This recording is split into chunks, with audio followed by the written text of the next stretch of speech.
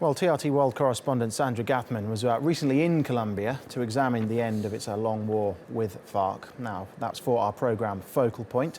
And she joins us now live in the studio with more on this. Sandra, just explain to us then how historic this deal is if it is ratified.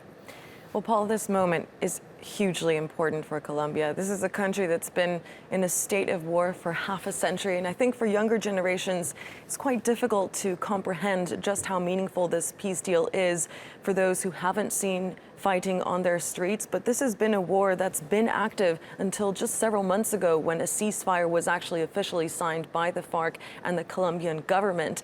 In the rural parts of Colombia, which makes up the majority of the landscape, 7,000 FARC fighters have been active and armed, hiding and living in encampments. And now the process is about integrating them into society, which for many Colombians is an unfathomable idea. It's about reconciliation for those affected by the violence, and it was such widespread, atrocious violence, kidnappings, people who disappeared, murder, obviously, but rape and also the conscription of children. Facing some of those fighters who were involved in that is going to be difficult. And for the rebel members of the FARC, they're going to find it difficult to trust the Colombian society to welcome them as well. So the process now, it goes to the referendum in October. Is it likely to have the backing of the Colombian people? That's very difficult to say. I think polls are quite mixed.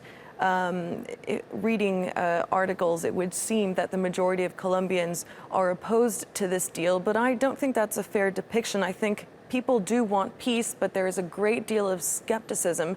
When push comes to shove on October the 2nd, I think many people expect they will back this peace deal. There's going to be a long period of informing the Colombians about just what's going into this peace deal, but it's going to be very difficult, I think, to reconcile that skepticism.